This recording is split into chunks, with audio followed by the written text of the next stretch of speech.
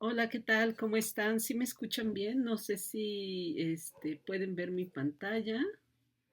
Tengo aquí muchas cosas abiertas, pero bueno, vamos a comenzar nuestra sesión de la semana 2 del módulo 4 Textos y Visiones del Mundo.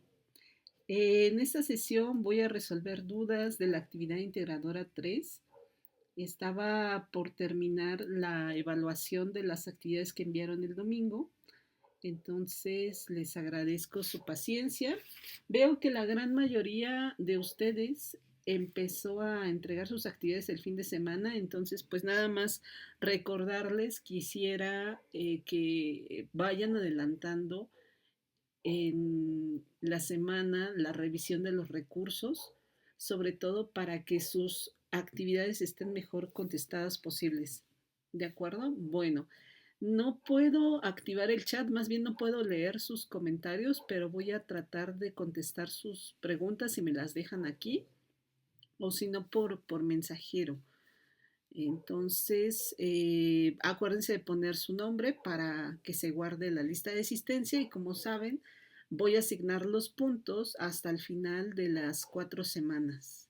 Entonces, también para que no se preocupen, sus puntos van a depender pues de su avance, de la entrega completa de las actividades, de la participación en los foros y demás. Pero bueno, vamos a comenzar entonces ya esta sesión sobre la unidad 2, que como dice aquí, vamos a ver la unidad 2, que se llama Literatura, un acercamiento a otras realidades. Entonces me gustaría comenzar haciendo un repaso de algunas cosas que creo que son muy importantes aclarar, en la que algunos tuvieron fallas, sobre todo conceptos que vamos a seguir viendo como fondo, forma, contexto, narrativa, etcétera. Vamos a hablar de los mundos ficticios y el día viernes vamos a hablar de las corrientes literarias, lo que viene siendo el romanticismo y surrealismo. Y pues acuérdense de también contestar estos cuestionarios que están en color verde y el foro aprendiendo. ¿De acuerdo? Bueno, vamos a comenzar entonces con el repaso de conceptos. Me interesa saber si tienen alguna pregunta con respecto a esto, porque vamos a leer esta semana narrativa, es decir, vamos a leer novela, un fragmento de Frankenstein, algunos capítulos, vamos a leer un cuento de la debutante y también vamos a hablar de poesía, pero me interesa mucho que identifiquen o más bien que queden claros cómo funciona la estructura narrativa, es decir, las partes de una narración, cómo identificar las acciones que hacen los protagonistas, el narrador, que es la persona o la voz que cuenta la historia. Entonces, por ejemplo, les hablaba de Frankenstein y pues con respecto a eso, yo les sugiero que si tienen oportunidad vean un resumen de la obra o véanse una adaptación cinematográfica, es decir, cualquier película que hable sobre Frankenstein, que se ha hecho desde hace mucho tiempo, desde la historia del cine se han hecho estas adaptaciones de Frankenstein con distintos actores y a través del tiempo han cambiado algunas cosas. Me parece que también hay Frankenstein con zombies y demás, ¿no? Entonces sí es muy importante saber de qué se trata todo Frankenstein, es decir, el argumento, todo el resumen de la obra, pues sobre todo porque ustedes solo van a leer unos capítulos que indica en la actividad 3. Ahorita les confirmo bien cuáles capítulos. Entonces, si ustedes quieren leer desde el principio del capítulo 1, donde está escribiendo las cartas y va en barco y empieza a hablar de su infancia, de sus padres, de sus estudios, lo pueden hacer. Un poco para darse una idea de cómo es este personaje, qué piensa, cuál es su personalidad, qué lo motivó a hacer estos experimentos en la noche, por qué, para qué buscaba, o sea, preguntas que también van a contestar sobre todo en las diapositivas finales del sentido de la vida. Entonces, pues ahí están los elementos de la narrativa. El contexto del autor lo vamos a seguir viendo. Este contexto lo hablamos la semana pasada y tenía que ver con las circunstancias, porque cada autor sea hombre o mujer, sea del siglo pasado, sea de hace 200 años o 300 o 400, como es en el caso de Sor Juana, pues va a cambiar la época, ¿verdad? Entonces, les voy a dar algunas estrategias para investigar el contexto del autor y el contexto de la obra que se refiere a la corriente literaria. Pero les digo, espérenme un momento, yo les voy a compartir más detalle de la corriente el viernes, ¿de acuerdo? También vamos a hablar del fondo y la forma. Ojo con esto porque algunas personas que hicieron su actividad 2 todavía tienen varios problemas al identificar fondo y forma, lo cual es preocupante. Acuérdense que el fondo es de qué se trata, el resumen, el asunto, el mensaje, los personajes, ¿no? De qué se trata, de la muerte, habla del amor, habla de Dios, habla de los extraterrestres, no sé, habla de los políticos, como en el caso del rey burgués, de los gobernantes. ¿De qué habla? ¿Cuál es el mensaje? El argumento, el resumen, pues.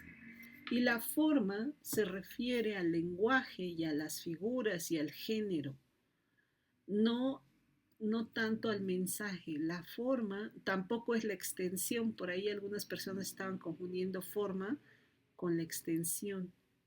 Si está en verso, si tiene prosa, si tiene metáforas, si es narrativa, si es teatro, si es poesía, si usa figuras retóricas. Esta parte del lenguaje literario lo vimos en la última sesión, en la sesión del viernes.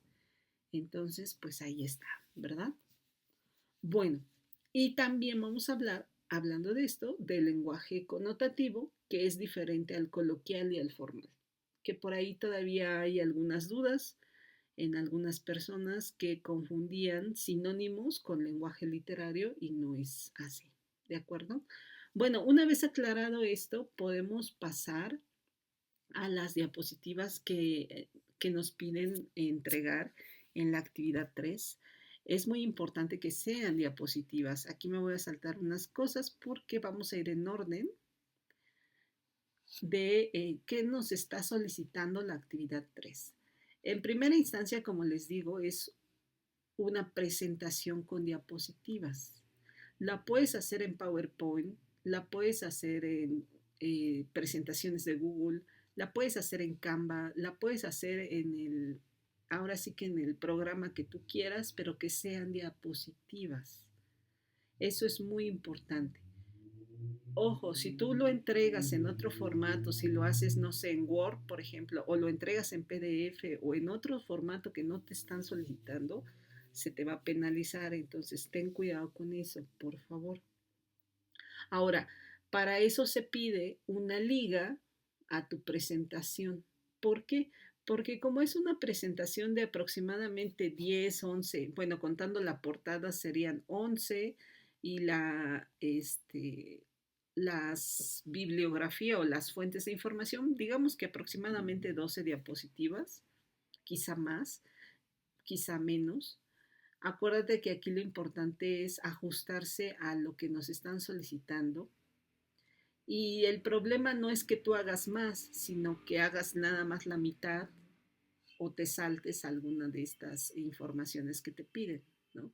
Entonces, sí es muy importante seguir las indicaciones al pie de la letra, al igual que la forma en que guardas tu tarea, porque muchas personas no lo están guardando el archivo correctamente, con sus apellidos, con la clave de la actividad. Entonces, todos esos detalles, acuérdate que hay que cuidarlos para no ser penalizado, ¿de acuerdo?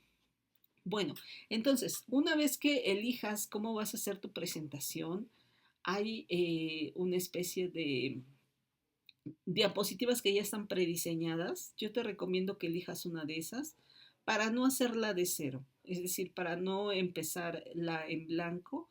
Las diapositivas que ya están prediseñadas, como lo es esta, por ejemplo, aquí vamos a empezar con la primera, pues ya tiene, por ejemplo, un encabezado o un título. Por ejemplo, esto ya nada más yo lo edité, esto que dice impresiones de lectura de Frankenstein. Y ya tú vas a elegir en dónde pones tus imágenes, si vas a hacer un collage, si solo vas a poner una imagen muy grande o si vas a poner imágenes pequeñas tomadas de internet. Me han preguntado, hablando de las imágenes, me han preguntado por mensaje, ¿qué pasa con las imágenes? ¿También tengo que poner de dónde son? Pues estrictamente sí, porque aunque tú veas un meme, un emoji o cualquiera fotografía en internet, alguien es el autor o la tomaste de un repositorio. Pero vamos a citar, si, ¿qué les parece? Vamos a citar nada más videos, artículos, noticias, páginas web y vamos a dejar las imágenes, si quieren, no sin ser tan estrictos o sin que yo sea tan estricta, no les voy a pedir que citen sus imágenes. Si quieren poner de dónde toman sus imágenes, lo pueden hacer, pero no es obligatorio. Lo que sí es obligatorio es poner las otras fuentes, las lecturas, por ejemplo, etcétera, etcétera.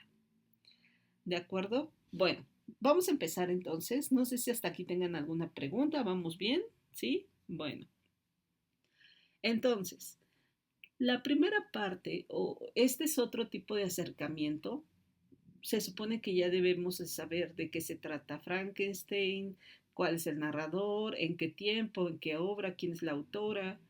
Ya que hicimos toda esa investigación, que fue lo que hicimos en la actividad 1, por ejemplo, ahora vamos a ver qué me provocó la lectura conforme la iba leyendo o hasta el final. Puede ser que a lo mejor al principio pues tenías tenías curiosidad, por ejemplo, o te emocionó, o te aburrió, y al final pues te dormiste, qué sé yo, no lo sé. Aquí como el niño que se saca los lentes, ¿no? De asombro, de curiosidad. Entonces, sea cual sea la emoción, tú me tienes que decir por qué. Supongamos que tú le pones, no sé, enojo, ¿no? Como esta chica que está llorando. Me provocó enojo, me provocó miedo, lo que tú quieras. Me tienes que explicar por qué te dio miedo, por qué te dio esa emoción.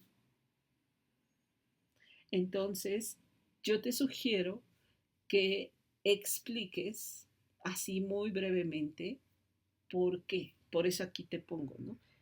Sería un plus adicional que tú pusieras una parte de la lectura, así como te lo estoy poniendo, en la página 78, aunque sea una versión electrónica, tiene páginas. Hay una parte en donde se confronta Frankenstein y el doctor Víctor Frankenstein. Acuérdense que son como dos Frankenstein porque uno es el creador y el otro es el monstruo. Y se apellidaba Víctor Frankenstein. Acuérdense de eso. Por eso les digo la importancia de conocer toda la historia, ¿no? Pero bueno, entonces, en una parte, ahorita no recuerdo el capítulo, pero sí está en la página 78 de la edición que yo consulté, viene, ten cuidado, pues no conozco el miedo y soy por tanto poderoso. Entonces, esta criatura que estaba hecha con partes humanas, pues no tenía, sí tenía corazón, pero no tenía alma, no tenía miedo, no tenía vergüenza. No sé si vieron ustedes recientemente una película que se llama Pobres Criaturas. Un poco es otra Frankenstein, ¿no? Esta chica. Pero bueno, si no la han visto, véanla y luego compárenla con Frankenstein a ver qué les parece. Entonces, dice, ten cuidado, pues no conozco el miedo y soy por tanto poderoso. Pongo comillas porque es una cita, ¿de acuerdo? Abro paréntesis, esa es la forma en la que se refiere aquí. El apellido, que es Mary Shelley, entonces Shelley, ¿cómo se llama? Frankenstein y la página. Entonces la cita me va a decir, esta cita me causó miedo, esta cita, o puedes decir, si no quieres poner citas, me puedes decir, al principio estaba muy aburrido porque estaba escribiendo una carta a su hermana y shalala, shalala. Entonces, o me pareció muy interesante conocer sus orígenes cuando hablaba de su papá, cuando se fue a estudiar y entonces me estás resumiendo con tus palabras la parte que leíste y me estás diciendo cuál es la impresión. ¿Hasta aquí vamos bien? ¿Sí? ¿No? Ok. Bueno, siguiente diapositiva. Entonces, en las primeras diapositivas son sobre la impresión, primera impresión. Acuérdate que esa primera impresión puede cambiar. Por eso es muy importante. Así como cuando tú ves una película y dices, ay, pues estuvo bonita, estuvo tierna, estuvo aburrida, o terminas de ver algo, un concierto, una obra de teatro, una película y no sabes cuál es tu impresión, ¿no? Entonces, eso es muy importante. Es una forma de acercarnos a una obra. ¿De acuerdo? Bueno, ahora vamos a hablar del contexto porque es la tercera diapositiva. Y aquí hay unas preguntas guía. Las puedes copiar. ¿Qué dice? ¿Cuándo y dónde fue escrita la obra? ¿Cómo era la sociedad de su tiempo? ¿Por qué crees que escribió esa autora el texto? ¿No? Tú puedes copiar estas preguntas o yo te sugiero que puedes grabar un audio, puedes hacer un collage, puedes hacer una línea del tiempo, puedes poner un mapa de Europa, puedes poner las obras de la autora, ¿no? El caso es que yo en una diapositiva conozca dónde, quién, cómo, cuándo, por qué, quién era Mary Shelley y quién era Leonora Carrington. Acuérdate, primero vas a hacer las de Frankenstein y después vas a hacer las de la debutante. Te voy a poner un ejemplo. Yo tomé como referencia una escritora inglesa de una generación atrás de Mary Shelley. De hecho, ella murió en 1817 y Frankenstein es de 1818. Entonces no conoció y no leyó Frankenstein. A lo mejor escuchó hablar de Mary Shelley, pero no lo sé, eso no lo investigué. Jane Austen también fue una novelista inglesa, pero ella vivió en la época conocida como georgiana, porque en ese entonces había reyes que se llamaban Jorge, Jorge I, Jorge II, George, ¿no? Entonces por eso se conoce como la época georgiana, la época de los reyes llamados Jorge. Entonces, pues aquí está, ¿no?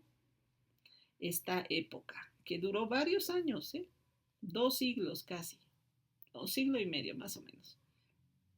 Y ella, a lo mejor aquí no puse muchos datos, pero ella se distinguió mucho por ser mujer, por los temas que trataba y por las historias que contaban, porque sus protagonistas eran mujeres. Y lo hacía de una forma cómica, de una forma irónica, para denunciar, para exhibir ahí cómo vivían estas personas, ¿no? En esta sociedad. Y a lo mejor ubican esta historia de Orgullo y Prejuicio que se hizo una adaptación al cine muy famosa y otras que le siguen. Entonces yo puse aquí los libros que escribió. A lo mejor me faltó poner más detalles de su vida personal, si se casó, si no se casó, si murió sola, si murió enferma, no sé. ¿Se acuerdan como con Sor Juana que ponían más contexto? Entonces, en una diapositiva, ustedes pueden ordenar la información, pueden hacer un collage. Aquí yo pues pegué realmente de Wikipedia esta parte, pero ustedes lo pueden resumir con sus palabras, pueden hacer una infografía, pueden hacer un audio, pueden poner un mapa, una línea del tiempo, no lo sé. Entonces, por eso dice, usa tu creatividad aquí. Por eso aquí dice, emplea audio o texto o usa tu creatividad. Se trata de que me cuenten, como yo no vivía en esa época, a ver qué pasaba en esa época. ¿De acuerdo? Bueno, después viene lo que es el contexto de la obra. Entonces voy a tomar otra vez el ejemplo de Jane Austen para explicar el contexto de la obra, porque si ustedes se fijan, estos libros tienen distintos años, ¿no? 1813, 1815, 1817. Entonces, va a depender mucho si es su primera obra o si es su última obra, porque pasaron años y a lo mejor cambiaron las modas cambió un poco la sociedad. Entonces, eso influye. Por ejemplo, un autor puede tener muchos estilos de escribir a lo largo de su obra, como con Sor Juana. Los primeros poemas de Sor Juana sí eran buenos, pero los hacía de muy niña, cuando tenía 8, 10, 12 años. Incluso cuando tenía 20, pues escribía diferente. Cuando tenía 25, cuando entró al convento, cuando tenía 30, casi cuando murió a los 40, pues era otra forma de escribir. Entonces, existe lo que se llama corrientes literarias. Esto vamos a hablarlo con mayor detalle el viernes. Y me van a servir para entender el estilo de la obra. Hay dos corrientes llamadas romanticismo y surrealismo, pero si quieren vamos a hablar de ello con mayor detalle el día viernes. Les voy a poner nada más un ejemplo de, en la diapositiva nos dice que pongamos un ejemplo o dos, ¿no? Porque nos dice pon dos frases. Cuando nos pide frases de la novela, no frases en general de qué dijo Mary Shelley o qué dijo Lord Byron o qué dijo Salvador Dalí o qué dijo otro autor, ¿no? Nos piden frases de la obra o citas. Entonces la parte que más me llame la atención y que pueda relacionar con características del romanticismo, que les digo, en esto me voy a enfocar el viernes, igualmente tengo que explicarlo. ¿Por qué es una obra romántica? Porque el personaje vivía atormentado por sus pasiones, dice aquí, por sus sentimientos, porque quería ser libre y los románticos eh, eran genios que querían ser libres, que nadie les dijera qué hacer, ¿no? Porque los románticos, acuérdense que los románticos pues amaban mucho y eran muy pasionales y todo lo expresaban, o sea, sus sentimientos de manera muy fuerte. Entonces, por ejemplo, entender el romanticismo para hacerlo bien, hay un recurso que se llama literaturas en el siglo XIX y XX que les recomiendo que vean. De hecho, lo voy a explicar el viernes, pero también pueden buscar videos de romanticismo en Inglaterra, porque es el lugar donde ella vivía, o romanticismo como movimiento, y van a ver que romanticismo, así como había literatura romántica, había música, había pintura, había muchas expresiones, incluso edificios, ¿no? Con este estilo, en varias artes. Entonces, de lo que se trata es de poner dos frases o dos citas y decir por qué era romántico. Igualmente, con Leonora Carrington van a poner dos citas y explicarme por qué era surrealista. ¿De acuerdo? Bien, voy a ir un poquito más rápido porque todavía nos falta más diapositivas. Vamos con la pregunta del sentido de la vida. Esta pregunta del sentido de la vida,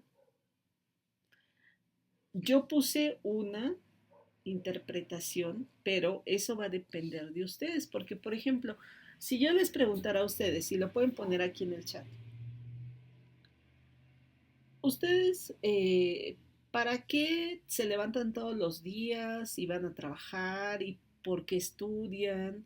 ¿Cuál es su meta en la vida? ¿Qué le da sentido? ¿Su familia, sus amigos, sus hijos, no sé, en caso de que tengan hijos, sus padres, sus seres queridos, hacer algo o ayudar a otros, hacer algo productivo, dirían unos, o generar riqueza, es decir, tener mucho dinero, comprar cosas, o quieren a lo mejor un sentido más espiritual, eh, conectar con la divinidad, con Dios, no sé cuál sea sus creencias, su religión. Entonces, digamos que es una pregunta muy personal. ¿Qué da sentido a lo que haces? ¿Por qué respiras prácticamente? ¿Por qué vives? ¿Qué es lo que te motiva a hacer lo que haces? Entonces, ¿cómo puedo darme cuenta del sentido de la vida? Viendo qué hacen los personajes. Porque a lo mejor tú quieres tener un gran negocio, pero no haces nada por levantar ese negocio, ¿no? Entonces ve lo que hacen los personajes, cómo piensan, cómo actúan, qué buscan, qué los motiva. Entonces, yo digo que el personaje quería ser feliz, no sabía qué era felicidad, tampoco conocía la infelicidad. Entonces no sabía cómo era ser un ser humano, ¿no? Entonces no tenía un sentido. De hecho, es como cuando se revela el monstruo contra su creador, le dice, pues es que yo no te pedí, casi casi yo no te pedí nacer, ¿no? Porque no se hallaba. Imagínense, todos son seres humanos y él era raro, a todos les daba miedo, no encontraba a otra cosa igual que él. Iba a decir persona, pero ni siquiera era persona. ¿Me explico? Entonces, para contestar esta pregunta del sentido de la vida, piensen qué hace el personaje, cómo actúa, qué lo motiva. También con el cuento de la debutante, que fíjense, no hemos hablado tanto de la debutante, pero prometo hacerlo el viernes. La debutante es una chica que va a debutar, algo así como en sociedad, como lo que se hacía tradicionalmente, todavía se hace, pero ahora más por la fiesta o el recuerdo, a los 15, 16 años, ¿no? Pero en ese momento pues era ya salirse de su casa y comprometerse y casarse, ¿no? Era así, el paso de ser de niña a mujer. Entonces, la niña, o en este caso la chica, ¿por qué no quiere una fiesta? ¿Por qué habla con una hiena? ¿Por qué se imagina matar a su empleada? O en su fantasía que la hiena se hace pasar por ella, ¿no? Entonces, piensen todo eso. A lo mejor les puede parecer un poco berrinchuda, un poco consentida, porque no quiere su fiesta, no quiere celebrar ahí su baile de debutante, o a lo mejor odiosa porque no tiene amigas. ¿Qué hace una chica hablando con un animal en un zoológico? Díganme, ¿no? Está raro. Entonces, vean por qué hace lo que hace, por qué piensa lo que piensa. Es un poco ponerse en los zapatos del otro, sentir empatía por ellos. Entonces, esta parte del sentido de la vida, siempre los personajes de las obras nos van a mostrar una perspectiva, su perspectiva. Y es ahí donde decimos, ay, nos podemos identificar con ellos, o los podemos amar o los podemos odiar. Pero bueno, no sé si más o menos con estos ejemplos queda clara esta parte del sentido de la vida. Eso va a depender de lo que ustedes entiendan. Yo puedo poner esto, pero a lo mejor si tú crees que su sentido es tener fama o que lo reconozcan o jugar a ser Dios o lo que tú quieras, pues entonces ponlo y explícame por qué. Si tú te fijas, yo escribí 3 o 4 líneas y pues ya con eso. ¿De acuerdo? Ya no me acuerdo en cuál vamos, déjenme ver acá. Ah, nos falta esta, la de los mundos posibles, que creo que es la última, la diapositiva 10. La ficción y los mundos posibles. Para la ficción y los mundos posibles, tenemos que entender este concepto de mundo posible. Entonces yo aquí les puse el ejemplo tal cual de Harry Potter, ¿no? No le hagan caso tanto a esto que puse porque son ejemplos sacados pues de las películas, ¿no?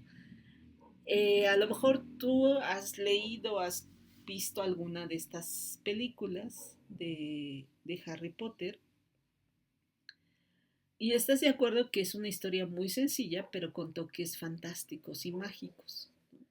Por ejemplo, el mundo ficticio de Harry Potter se construye a partir de una historia muy simple que es un niño huérfano que pierde a sus padres y se entera de que tiene ciertas habilidades mágicas, va a la escuela, pero ojo, no es cualquier escuela, tiene amigos, amores, enemigos, compañeros, etcétera, etcétera, profesores, ¿no?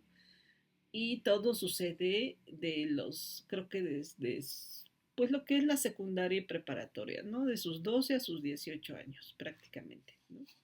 Es una novela, como se dice, de iniciación porque nos marca este cambio de niño a adolescente y a joven, adulto, ¿no?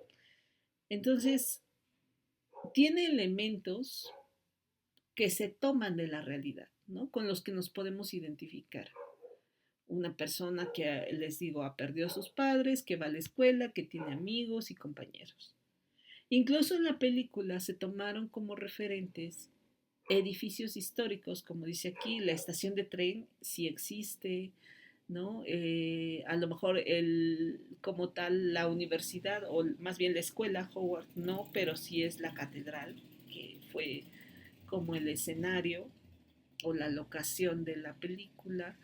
Y pues, ¿qué es lo que hace diferente a Harry Potter? Toda la parte mágica, toda la parte fantástica, ¿no? Entonces, aquí, para explicar el mundo ficticio, yo tengo que entender cómo lo construyó la autora, con qué elementos. Si viene toda esta parte de la magia y lo sobrenatural y todo lo que pasa, tiene que tener una explicación lógica. Por ejemplo, les voy a poner estos casos de la varita. Sí, los magos usan varita para hacer sus hechizos, magos y brujas. Pero la varita tiene ciertas propiedades y se usa de una forma y la primera vez creo que la varita es la que te elige a ti, ¿no? Está hecha con madera especial, tiene pelos de unicornio, dice aquí, o está hecha con madera de sauce. Entonces, toda la explicación de un elemento como lo es la escoba, como lo es, no sé, algún encantamiento, lo que ustedes quieran, todo tiene una explicación. Entonces, por eso se llama mundo ficticio, porque tiene elementos de la realidad y elementos fantásticos. Entonces, para hacerlo creíble, toma esos referentes. Nosotros quizá estamos más acostumbrados a que se diga universo.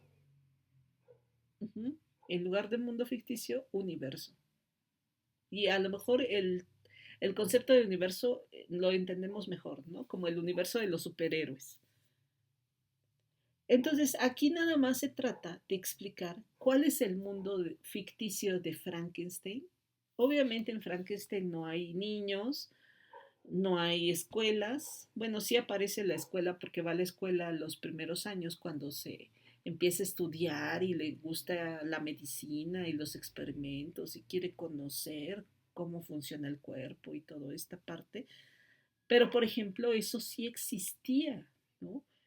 En esa época, los médicos, para saber esta parte de las enfermedades y las curas, experimentaban con cadáveres. Entonces, muchas personas que morían sin familia o se iban a la fosa, pues se llevaban a estos médicos, tal y como se sigue haciendo hasta el día de hoy, ¿no? Pues para ver, ¿no? Para abrirlos, para ver qué le pasó o cómo es el cuerpo humano por dentro, los órganos, etcétera, etcétera. Entonces, por ejemplo, el Frankenstein, existen experimentos, existen médicos, existen científicos, pero ¿cuál es la otra parte? Ahora sí que la otra cara de la moneda. No ha existido hasta el día de hoy una persona que le dé vida así uniendo partes humanas. Incluso ahora lo podemos ver con los robots, ¿no? Pero sigue sin ser humano, ¿no? Entonces, de lo que se trata es que ustedes me expliquen en una diapositiva cuál es el mundo ficticio de Frankenstein, cómo está construido, con qué elementos de la realidad y con qué elementos de la fantasía. ¿De acuerdo? Estos elementos hacen posible el mundo ficticio. Por ejemplo, les voy a poner el caso de la debutante. Si es una niña, bueno, señorita, podemos decirle, porque va a debutar de 15, 16 años o 14, no sé, no dice su edad, pero nos habla de un zoológico. Existen los zoológicos. Pero de ahí a decir que se puede comunicar con la hiena, pues fíjense, no sé, mucha gente dice que le habla a su perro y que le maulla a su gato y que los entiende, pero de ahí a hablar y a comunicarse y entenderlos, pues está muy, muy difícil, ¿no? Pero entonces yo les sugiero que pongan una diapositiva del mundo de Frankenstein, perdón, y otra diapositiva del mundo ficticio de la debutante. Lo que no quiero que hagan es algo así. O sea, si no les cabe, si ustedes se fijan, aquí solo hay imágenes, ¿no? Hay imágenes tomadas de la película de Frankenstein, esta que fue muy famosa en blanco y negro, que es como la imagen de referente que tenemos por el actor que era muy alto y hasta el peinado y todo eso, ¿no? Lo tenemos muy presente. Y estas imágenes de Leonora Carrington, ¿no? Pero acuérdense, no se trata nada más de poner imágenes, se trata de explicar cuál era el mundo de Frankenstein y cuál era el mundo de la debutante. ¿De acuerdo? Bueno, voy a seguir. Para terminar, tienen que poner sus fuentes. Sus fuentes, no se les vaya a olvidar que hay que ponerlas completas. La vez pasada solamente me ponían la liga. Hay que poner el autor. ¿Quién es el autor? Shelley, Mary Shelley. ¿De qué año? 1818. ¿Cómo se llama la obra? Frankenstein. ¿Dónde está la página donde puedo ver Frankenstein? Ah, pues ahí está. Si ustedes tienen el libro en físico, pues se pone el editorial, ¿no? Si es un recurso de prepa en línea, se pone prepa en línea 2024. Aquí dice 2022, pero sería el año actual, ¿no? ¿Cómo se llama el recurso? Fondo y forma, ¿no? Y la página web. Si es un video de YouTube en donde yo busqué surrealismo o yo busqué romanticismo, igual. Autor, fecha, título, página web y demás. Es muy importante ahora sí que pongan sus fuentes. Si no ponen fuentes, aunque esté muy bien su actividad, se va a ir a la calificación más baja. La vez pasada a varios se les olvidó poner sus fuentes, entonces se les penalizó en la parte de plagio, aunque no haya sido con toda la intención, ¿no? Tengan cuidado con eso. Bueno, ya vamos a terminar. No sé si hasta aquí se entendió esta parte de la actividad 3. Me fui muy rápido. Pónganme aquí sus dudas y se las prometo contestárselas por mensaje porque no las puedo ver. No sé, yo creo que desactivé los comentarios, pero bueno. Vamos a la actividad 4. Y fíjense, la actividad 4 me gusta mucho, ya para terminar. De hecho, yo les sugiero que empiecen con esta actividad porque se trata de hacer una investigación de cómo es la literatura en lenguas indígenas. Tenemos 68 voces. Aquí yo les pongo una propuesta que es, así busquen en internet 68 voces y les va a salir esta página que están viendo aquí. Es un proyecto muy bonito en donde se escucha, si yo quiero escuchar cómo se escucha el náhuatl, el tenec, el mije, el totonaco, etcétera, etcétera, hay 68 lenguas indígenas. Antiguamente se les conocía como dialectos, pero el dialecto es una variante de un mismo idioma. Un dialecto sería, por ejemplo, el español de Veracruz, el español de Yucatán, el español de Monterrey, el español de Colombia, el español de Argentina. Ese es un dialecto porque es una variante del español. de España, ¿no? Pero en este caso se llaman lenguas porque tienen su forma de escribirse, tienen su forma de sus sonidos y de pensarse incluso.